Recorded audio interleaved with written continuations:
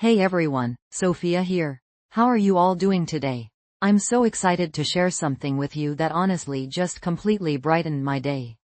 You see, I was feeling a bit sluggish and unmotivated this morning, just kind of stuck in a rut, you know? I was scrolling through my phone, and I stumbled across this motivational video.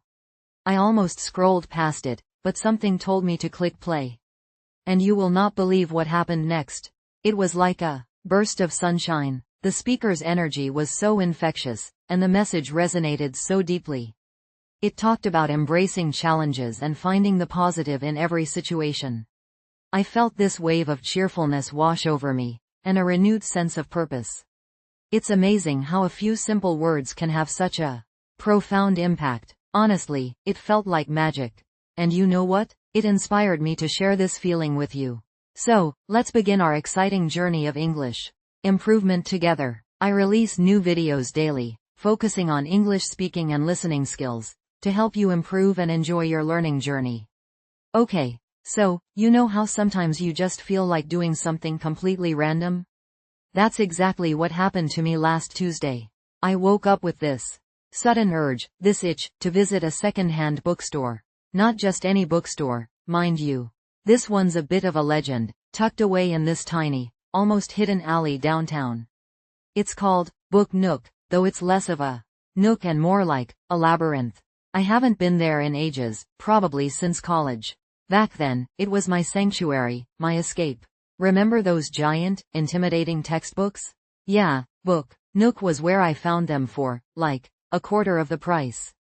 So, fueled by nostalgia and a craving for something different, I grabbed my oversized tote bag, the one with the slightly embarrassing coffee stain, you know the one, and headed out. The alley leading to the bookstore hadn't changed a bit. Still that same slightly musty smell, like old paper and rain. And the cobblestones. You have to watch your step. I almost twisted my ankle, just like I used to back in the day. The bookstore itself, well, that's a whole other story. Stepping inside Book Nook is like stepping back in time. The air is thick with the scent of aged paper, a comforting aroma that instantly transports you to a quieter, simpler world. Dust motes dance in the slivers of sunlight filtering through the grimy window panes, illuminating towering stacks of books that seem to defy gravity. It's organized chaos, really. Books piled on tables, overflowing from shelves, crammed into every available corner. You have to navigate carefully. You never know what literary treasure you might unearth, or what avalanche you might trigger. I started in the fiction section, naturally. My fingers trailed along the spines, reading titles half forgotten, authors I used to adore. The textures, smooth leather-bound classics, worn paperbacks with dog-eared pages, even a few ancient-looking tomes with covers that felt like velvet. I felt a thrill of excitement, like a kid in a candy store. Only, instead of candy, it was, well, books. Much better for the waistline, right? I picked up a copy of Wuthering Heights, a familiar friend. Remember how we obsessed over Heathcliff in high school? I flipped through the pages, the paper thin and brittle, and a dried, pressed flower fell out. A tiny, delicate forget-me-not. How did that get there? It felt like a secret message from the past. I tucked it carefully into my pocket. Who knows, maybe it's a sign. Then, I stumbled upon a section I hadn't noticed before, travel memoirs. Now, I've always dreamt of traveling the world, you know? Seeing the pyramids, walking the Great Wall, sipping espresso in a Parisian cafe. Sigh. Anyway, these books were calling to me. I picked up one about a woman's solo journey through South America. It was filled with handwritten notes in the margins, little observations and reflections. I felt an instant connection to this unknown traveler, like we were sharing this adventure together. Guess what happened next? I found a first edition of The Little Prince. Can you believe it? Tucked away on a bottom shelf, almost hidden. The cover was faded, but the gold lettering still shimmered. My heart did a little flutter kick. This wasn't just a book, it was a piece of history. And it was mine. But then, disaster struck. Remember that oversized tote bag? The one with the coffee stain? Yeah, well, it decided to stage a rebellion. I was reaching for a particularly intriguing-looking biography of Marie Curie. Don't judge, I have a thing for brilliant women, when my bag snagged on a precarious pile of vintage magazines. The whole thing came tumbling down, a cascade of glossy paper and dust. Oh, the mortification. People turned to stare. My face burned. I mumbled apologies, frantically trying to rebuild the tower of magazines, but it was no use. The damage was done. The bookstore owner, a kindly old woman with spectacles perched on her nose, came over. I braced myself for a scolding. But instead, she just chuckled. "Don't worry, dear," she said, her voice warm and reassuring. "Happens all the time." Then, she winked. "Sometimes, a little chaos is a good thing. It helps you discover hidden treasures." And you know what? She was right. While rebuilding the magazine pile, I unearthed a hidden gem. A small, leather-bound journal. It was blank, its pages smooth and inviting. It felt meant to be. I spent the next few hours browsing, lost in the world of words. I found a cookbook filled with handwritten recipes, a collection of poetry that made me laugh and cry, and a vintage guide to the constellations. I even found a dog-eared copy of Pride and Prejudice, with annotations from a previous owner who clearly had a very strong opinion about Mr. Darcy. It made me smile. Isn't it amazing how books can connect us across time and space? By the time I left, my tote bag was overflowing, my wallet significantly lighter, and my heart full. It wasn't just about the books, though. It was about the experience. The unexpected discoveries, the quiet moments of reflection, the connection to the past, and the anticipation of future adventures. Walking home, the setting sun painting the sky in shades of orange and pink, I clutched my treasures close. The scent of old paper rose from my bag, a comforting reminder of the magic I'd found in that dusty old bookstore. It wasn't just a trip down memory lane. It was a rediscovery of something I'd lost somewhere along the way. The simple joy of getting lost in a good book. You know what I mean? That feeling of being transported to another world, of connecting with characters and stories that make you think, feel, and dream. And that tiny, pressed forget-me-not? It's still tucked safely in my pocket. A reminder of the hidden beauty waiting to be discovered in the most unexpected places. Now, excuse me while I go brew a cup of tea and dive into my new literary treasures. Maybe I'll even start writing in that journal. Who knows, maybe one day, someone will find it in a dusty old bookstore and feel that same spark of connection. Wouldn't that be something? Okay. So, you know how sometimes you just need a day to yourself? A day where the only plan is to wander and explore. Well, last Saturday was exactly that kind of day for me. I woke up, the sun was sort of lazily peeking through the blinds, and I just knew, it was a cafe-hopping kind of day. Now, I love cafes. I mean, really love them. Not just for the coffee, though that's a big part of it, obviously. But for the atmosphere, the little pockets of life they create, the snippets of conversations you overhear, the clinking of cups, the whir of the espresso machine. It's all just so comforting. You know what I mean. So, I threw on a comfy sweater, that slightly oversized, oatmeal-colored one, my favorite, grabbed my trusty notebook and pen, and headed out. My first stop? This tiny little place called the Book Nook. It's tucked away down this narrow, cobbled street, almost hidden, really. I'd heard whispers about it. Rumors of amazing pastries and a cat that supposedly ruled the roost. And guess what? The rumors were true. The moment I stepped inside, the smell hit me. Warm, buttery croissants, freshly brewed coffee, and something else. Something almost cinnamon. Why? I couldn't quite place it, but it was heavenly. The place was small, crammed with bookshelves overflowing with well-loved paperbacks, armchairs that looked like they were made for sinking into, and yes, a ginger cat curled up on a stack of cookbooks. Pure bliss. I ordered a cappuccino and a pain au chocolat, because, honestly, how could I resist? And settled into a corner armchair by the window. The cappuccino was perfect, that creamy, frothy kind, and the pain au chocolat? Oh my goodness, it was still warm, the chocolate melting just slightly, the pastry flaky and buttery. I closed my eyes for a moment, just savoring it. Pure heaven. I started jotting down some ideas in my notebook. the gentle murmur of conversations and the soft jazz music in the background creating the perfect soundtrack for my thoughts. The ginger cat, whose name I learned was Marmalade, eventually deigned to grace me with her presence, rubbing against my leg and purring like a tiny motor. It was perfect. I could have stayed there all day, lost in my notebook and the cozy atmosphere, but I knew there were other cafes waiting to be discovered. My next stop was a complete contrast, a bright, modern place called the Daily Grind. It was all sleek lines, minimalist decor, and the constant buzz of activity. The baristas were tattooed and wore band t-shirts, the music was indie rock, and the coffee menu was extensive, to say the least. I felt a little out of place, if I'm honest.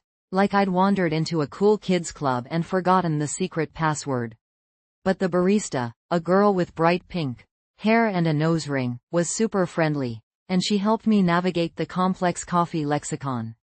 I ended up trying a cold brew with oat milk and a hint of lavender, something I would never normally order. And you know what? It was surprisingly good. A little floral, a little earthy, and incredibly refreshing. It just goes to show, sometimes stepping outside your comfort zone can lead to delicious discoveries, right? I spent a little less time at the Daily Grind, mostly because the energy was so high. It felt a bit overwhelming after the quiet tranquility of the book nook.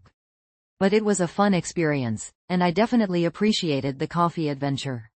My third cafe was a happy medium between the first two, a cozy, rustic place called the Cozy Kettle. It had mismatched furniture, quirky artwork on the walls, and the aroma of freshly baked cookies hanging in the air. It felt like stepping into someone's grandmother's kitchen, in the best possible way. I ordered a simple black coffee and a giant oatmeal raisin cookie, because, let's be honest, sometimes you just need a classic, and settled into a comfy armchair by the fireplace. The fireplace. Oh, it was just what I needed. The gentle crackle of the fire, the warmth radiating outwards, it was so soothing. I closed my eyes and just listened for a while, letting the peaceful atmosphere wash over me. It was in that quiet moment, by the fire, that I realized something. I realized how much I needed this day of wandering, of exploring, of simply being. It was a reminder to slow down, to appreciate the little things, to find joy in the everyday moments. You know, sometimes we get so caught up in the hustle and bustle of life, we forget to take a breath, to look around, to savor the simple pleasures. A warm cup of coffee, a good book, the purr of a cat, the crackle of a fire. These are the things that make life worth living, aren't they? After the Cozy Kettle, I almost called it a day. I felt content, relaxed, and slightly caffeinated, the perfect combination. But as I was walking back towards my apartment, I passed this little hole in the wall place I'd never noticed before. It had no name, just a small chalkboard sign that said, "Coffee and Cake." Intrigued, I decided to take a peek. Inside, it was even smaller than the book nook, just a few tables and a counter. An elderly woman with a kind smile was behind the counter, humming softly to herself as she arranged pastries on a plate. The air smelled of freshly baked apple pie and something spicy. I couldn't quite place it.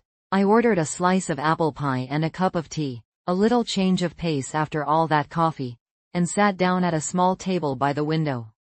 The apple pie was warm, the crust flaky and buttery, the filling perfectly spiced with cinnamon and cardamom. That was the mystery spice.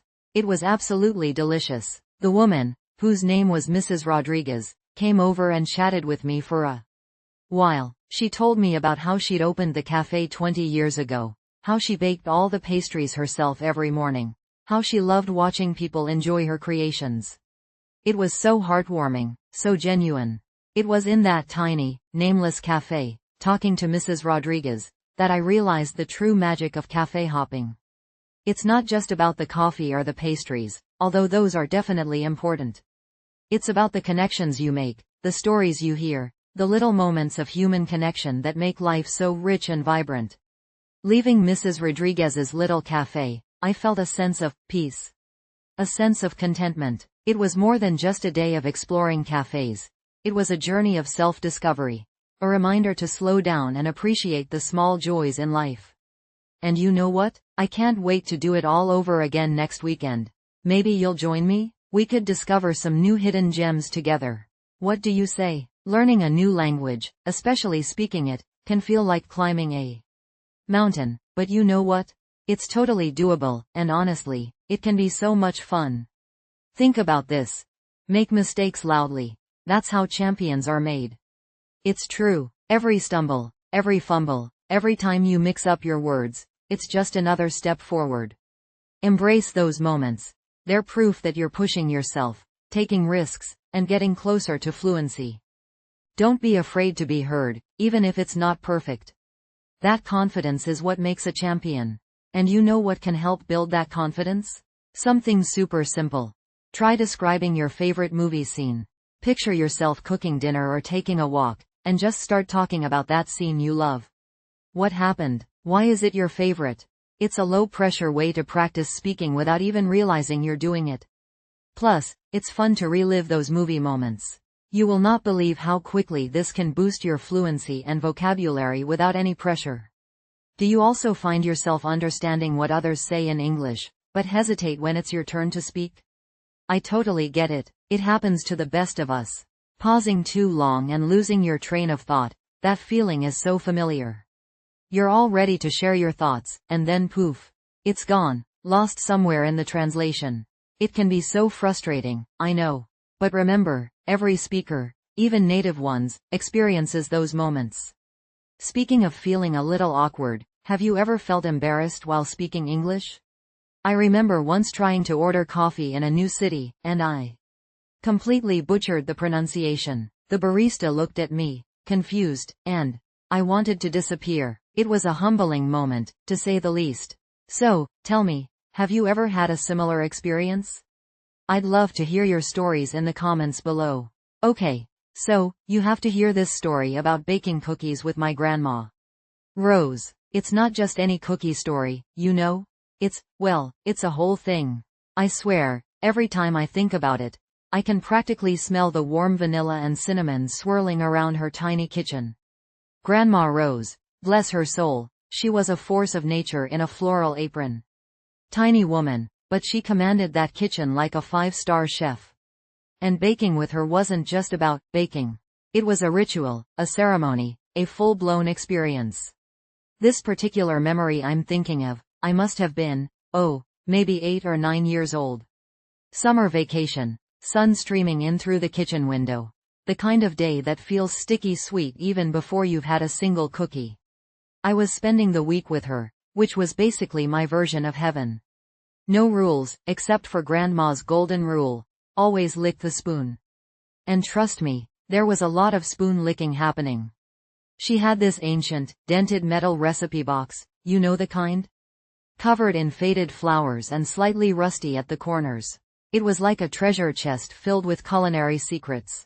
She'd pull it out with such reverence, like it held the key to the universe, and carefully flip through the handwritten cards, each one stained with butter and love. Now, which one are we making today? She'd murmur, her glasses perched precariously on the tip of her nose. I'd always beg for her famous oatmeal raisin. Don't judge me, okay? They were divine, chewy, perfectly spiced, loaded with raisins. None of that skimping on the good stuff with Grandma Rose. So, we'd pull out all the ingredients. Butter softening on the counter, catching the sunlight. Flour exploding in a little white cloud when she scooped it out of the bag. Sugar, brown sugar, cinnamon, vanilla, the whole shebang. Her kitchen was small, but it always felt like the most magical place in the world when we were baking. And the sounds, oh my goodness. The rhythmic clanging of the metal measuring spoons against the ceramic bowls. The whirring of the ancient hand mixer, which, I swear, sounded like a tiny airplane taking off. And Grandma Rose humming along to the radio, usually some old-timey song I'd never heard before but somehow felt comforting and familiar. But here's the thing, I wasn't just an observer, you know? I was her sous chef. Well, a very messy, enthusiastic sous chef. She'd let me crack the eggs, which, let's be honest, sometimes ended up with a tiny piece of shell in the batter. She'd teach me how to properly measure the flour, not just scooping it straight from the bag like a barbarian. Gotta aerate it, sweetie, she'd say. makes the cookies lighter. And then, the best part, mixing the dough. Sticky, gooey, perfectly sweet. I'd sneak little tastes, pretending I was just making sure the sugar was evenly distributed. Grandma Rose would wink, never scolding, just saying, a little taste testing never hurt nobody. Rolling the dough into perfect little balls was another story. Mine always ended up lopsided, some too big, some too small.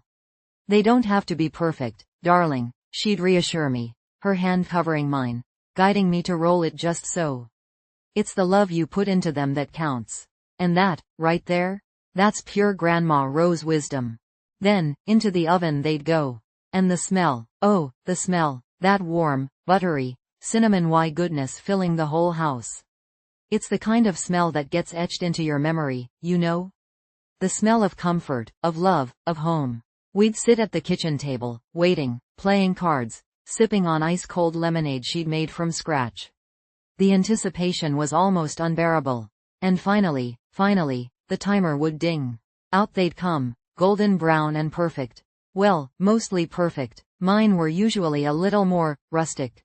But who cared? They tasted like heaven. We'd let them cool just enough so we wouldn't burn our tongues, and then, pure bliss.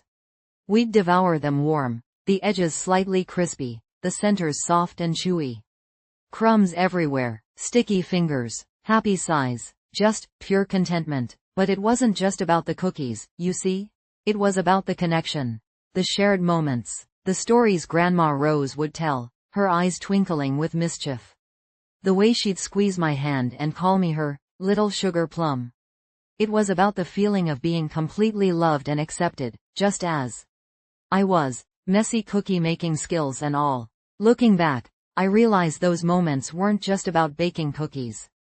They were about baking memories. The kind of memories that stay with you, warm you from the inside out, long after the last cookie is gone. And now, even though she's not here anymore, every time I bake, I feel her presence. I can almost hear her voice, smell her perfume, feel her hand on mine, guiding me. It's funny, isn't it? How something as simple as baking cookies can hold so much meaning. It's a reminder that the most precious things in life aren't things at all. They're the moments, the connections, the love. And those are the ingredients that truly matter. So, yeah, that's my Grandma Rose cookie story. It's more than just a story, really. It's a piece of my heart. And now, I guess, it's a piece of yours too. So, next time you bake cookies, think of Grandma Rose. And don't forget to lick the spoon. She wouldn't have it any other way. So, you know how I'm always trying new things. Like, I get these urges, right? To just learn something completely random. Well, last winter, it was chocolate. Homemade chocolate. Don't ask me why. Maybe it was the cold weather. The craving for something rich and comforting. Or maybe I just watched one too many episodes of The Great British Baking Show. Who knows? But the idea took root, and I just had to try it. I started, as any self-respecting millennial would, with a deep dive into the internet. YouTube tutorials, blogs, online chocolate-making forums, you name it, I consumed it. And oh boy, was it a rabbit hole. Tempering, ganache, molds, thermometers, it was a whole new language. I felt like I was back in school, except instead of algebra, it was the science of cacao. Slightly more delicious, I'll grant you. My first attempt, well, let's just say it wasn't exactly magazine-worthy. I'd envisioned these glossy, perfectly formed truffles, you know, the kind you see in fancy chocolate shops. Yeah, mine looked more like melted chocolate blobs. Lumpy, uneven, and frankly, a little sad. The tempering, which apparently is this super crucial process of heating and cooling the chocolate to specific temperatures to get that beautiful shine and snap, completely eluded me. My chocolate seized. It turned into this grainy, unusable mess. I swear, I could hear the cocoa butter crying. I was so frustrated. I'd spent hours meticulously following the recipe, and what did I have to show for it? A bowl of chocolate-flavored concrete. I wanted to throw in the towel, right then and there. But then, I smelled the chocolate. Even though it was a disaster, it still smelled divine. That rich, warm, almost intoxicating aroma. It reminded me why I'd started this whole crazy adventure in the first place. So, I took a deep breath, scraped the sad chocolate into a container. Hey, it was still edible, and vowed to try again. This time, I went back to basics. I watched the tempering tutorials again, paying extra attention to the nuances. The way the chocolate melter gently stirred the chocolate, the precise angles of the spatula, the subtle changes in the chocolate's sheen. I realized that chocolate making wasn't just about following a recipe. It was about understanding the feel of it. It was an art, not a science. You know what I mean? Like, you had to develop a relationship with the chocolate. Listen to its whispers, understand its moods. Armed with this newfound wisdom, I started again. I melted the chocolate slowly, carefully monitoring the temperature with my new candy thermometer. My first one had mysteriously disappeared. I suspect the dog might have been involved. I poured the melted chocolate onto my marble slab, which I'd meticulously cleaned and polished, and started the tempering process. The scraping, the spreading, the rhythmic back and forth motion, it was almost meditative. I felt a strange sense of calm wash over me. This time, I wasn't just following instructions, I was dancing with the chocolate. And guess what? It worked. The chocolate slowly transformed. It became smooth, glossy, almost luminous. It had that perfect snap when I tested it on the tip of my finger. I felt a surge of triumph. I actually did a little happy dance in my kitchen. Don't judge me. Then came the fun part, the molding. I had bought these adorable little silicone molds in the shapes of seashells and stars. I carefully poured the tempered chocolate into the molds, tapping them gently to release any air bubbles. Then, I placed them in the fridge to set. The anticipation was almost unbearable. I kept peeking into the fridge every few minutes, like a kid waiting for Christmas morning. Finally, after what felt like an eternity, the chocolates were ready. I carefully popped them out of the molds. They were perfect, shiny, smooth, perfectly formed little seashells and stars. I couldn't believe I'd actually made them. I felt this overwhelming sense of accomplishment, like I'd conquered Mount Everest of chocolate. Of course, I had to taste test my creations. And oh my goodness, they were divine. The smooth, creamy texture, the rich, intense chocolate flavor. It was like nothing I'd ever tasted before. The difference between these homemade chocolates and store-bought ones was night and day. It was like comparing a hand-knitted sweater to a mass-produced one. The care, the attention to detail, the love, it all shone through. I was hooked. I started experimenting with different flavors and fillings. Dark chocolate with sea salt, milk chocolate with caramel, white chocolate with raspberry. The possibilities were endless. I even started making my own ganache, which, let me tell you, is a whole other level of deliciousness. It's basically a mixture of chocolate and cream, and it's like velvet in your mouth. Seriously, my kitchen became my chocolate laboratory. There were bags of cocoa beans, jars of spices, and molds of all shapes and sizes scattered everywhere. It was a beautiful mess, and you know what the best part was? Sharing my creations. I started giving boxes of my homemade chocolates to friends and family. Seeing their faces light up when they tasted them, it was priceless. It wasn't just about the chocolate, it was about sharing the joy, the passion, the love that went into making them. The whole experience, even the initial disastrous attempts, taught me so much. It taught me patience, perseverance, and the importance of paying attention to detail. It taught me that even the simplest things, like a piece of chocolate, can be extraordinary when made with care and intention. And it taught me that sometimes, the greatest rewards come from embracing the mess, the imperfections, and the unexpected detours along the way. Because let's be honest, life, like chocolate making, is rarely perfect. But it's always delicious. So, next time you're craving something sweet, remember this story. And maybe, just maybe, you'll be inspired to embark on your own chocolate-making adventure. Who knows, you might just surprise yourself. And trust me, the taste of success, especially when it's chocolate-flavored, is truly something special. Hey everyone, learning a new language can feel like climbing a mountain, right? But trust me, your future self will thank you for not giving up. Imagine yourself a year from now, confidently chatting with new friends, understanding movies without subtitles, or even landing that dream job. All thanks to your persistence today. It might seem tough now, but every small step counts, and the rewards are absolutely worth it. And you know what? You can make practicing fun and easy. Try playing a word association game alone. While you're cooking dinner, or even just waiting for the bus, think of a word, then the next word it brings to mind, and so on. For example, book, then library, then quiet, then peace. It's a simple way to build your vocabulary and get comfortable thinking in English without any pressure. Honestly, it feels like magic when you start noticing how many words you can connect. Feeling shy to start conversations? Believe me, you're not alone. It's totally normal to feel a little hesitant at first. Maybe you understand everything perfectly, but when it's your turn to speak, your mind goes blank. Or maybe you worry about making mistakes. It happens to everyone. Remember, every English speaker was a beginner once. Speaking of beginners, it reminded me of when I first started. It felt like a whole new world. What's one tip you'd give to new English learners? I'd love to hear your advice and learn from your experiences. Let's share our wisdom and support each other in the comments below. Okay, so, picture this. It's a Saturday morning, not too early, not too late. That perfect kind of morning where the sun's just starting to warm things up, but there's still a little bit of a crispness in the air. You know, the kind of morning that just begs for an adventure. And an adventure was exactly what I got.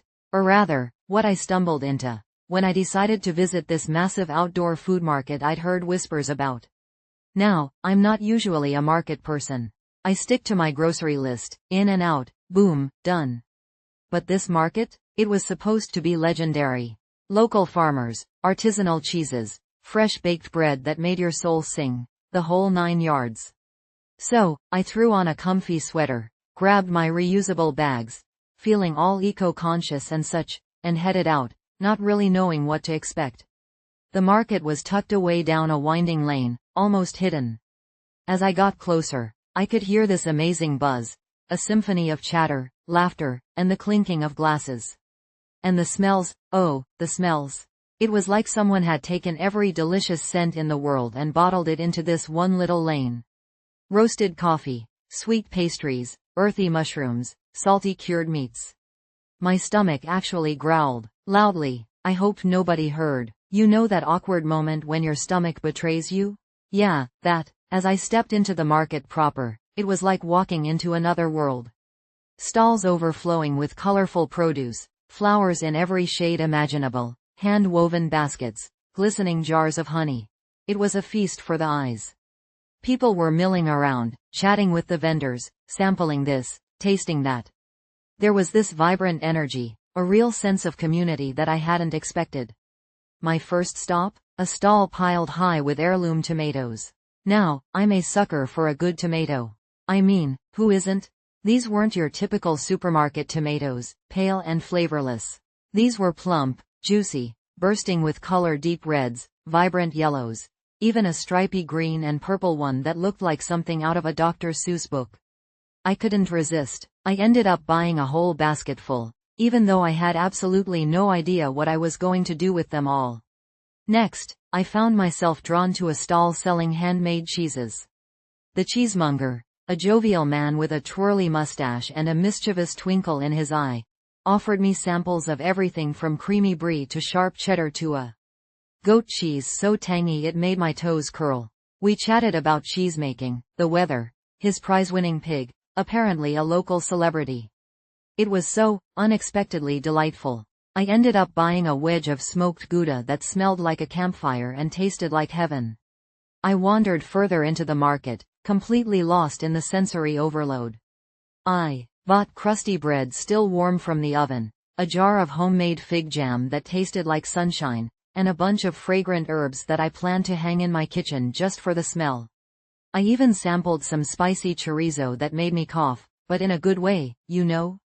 Like a, wow, that's got a kick kind of way. At some point, I stumbled upon a stall selling fresh pasta. Now, I make pasta from scratch sometimes, it's kind of my thing. So, I started chatting with the pasta maker, a woman with flour dusting her apron and a no-nonsense air about her. We got into a deep conversation about the best flour to use, the perfect kneading technique, the right water temperature. She was a purist, a true artist of pasta. I, on the other hand, admitted my pasta making sometimes resembled a chaotic science experiment. She laughed, this deep, hearty laugh, and gave me a tip. Don't overthink it, she said. Just feel the dough. Wise words. I bought a bag of her beautiful spinach fettuccine, feeling a little humbled, but also inspired. Now, remember those reusable bags I was so proud of? Yeah, well, they were starting to overflow. I felt like a pack mule, but a happy pack mule. I was surrounded by delicious treasures, the sounds of happy chatter filling the air, the sun warm on my face. It was perfect, but then, disaster struck. I was squeezing past a stall piled high with pumpkins when, you guessed it, my bag snagged. One of my precious tomatoes, a beautiful, ripe, perfectly round specimen, tumbled out and rolled, right under the foot of a large, rather grumpy-looking man. Squish. The sound will forever be etched in my memory. It was like a tiny tomato scream. I froze, horrified. The man looked down at the mess on his shoe, then up at me, his face a thundercloud. Oh boy, my cheeks burned. I mumbled an apology, scrambled to retrieve the remains of my poor tomato, which now resembled more of a sauce than a vegetable, and offered to pay for any shoe cleaning services he might require. He grumbled something about clumsy tourists and stomped off, leaving a trail of tomato carnage in his wake. I wanted to disappear, just melt into the cobblestones and become one with the market floor. But then, something amazing happened. The pasta maker lady, witness to the whole debacle, came over with a twinkle in her eye. Don't worry, Kara, she said, handing me a napkin.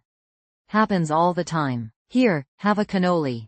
And you know what? That cannoli, crispy and creamy and dusted with powdered sugar, was the perfect antidote to my tomato-induced embarrassment.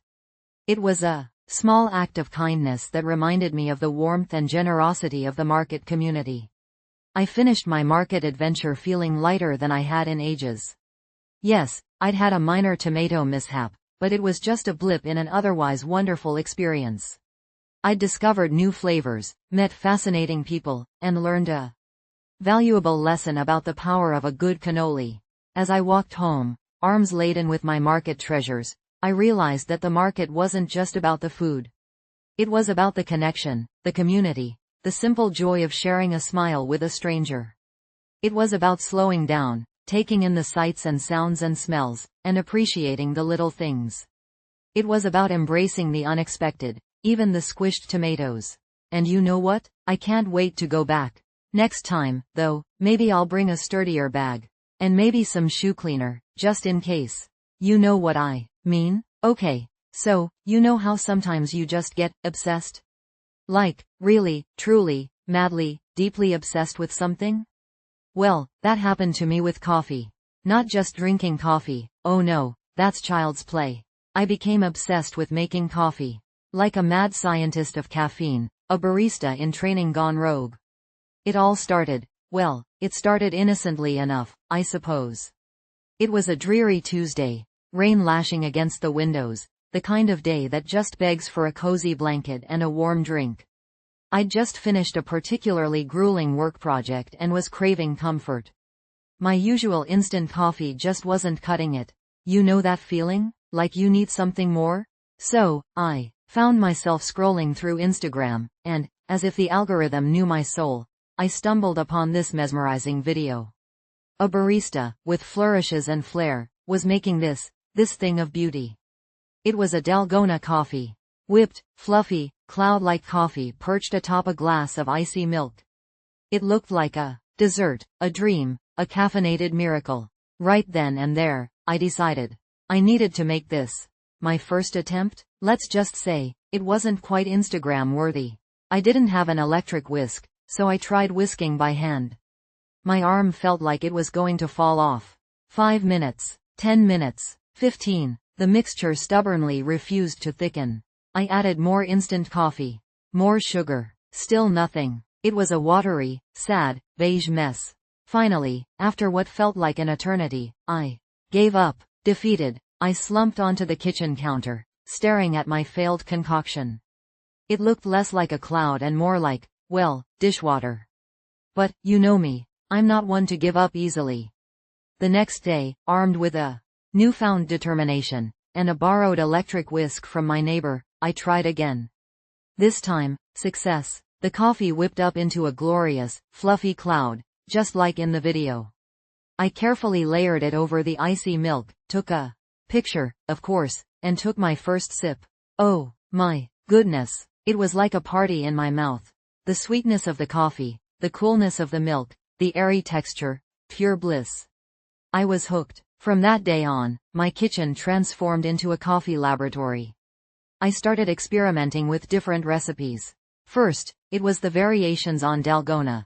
Adding cocoa powder for a mocha twist, a sprinkle of cinnamon for a warm spice kick, even a dash of cardamom for an exotic touch. Remember that weird phase everyone went through with putting everything bagel seasoning on everything? Yeah, I tried that with my dalgona too. Don't judge me. It wasn't great. Then, I moved on to more serious brewing methods. I bought a French press. The first few times, I ended up with grounds in every sip. It felt like I was drinking coffee through a straw made of sandpaper. But I persevered. I learned the importance of grind size, water temperature, and brewing time. Slowly, painstakingly, I started making a decent cup of French press coffee. Next came the pour over. This, my friend, was a whole other level of complexity.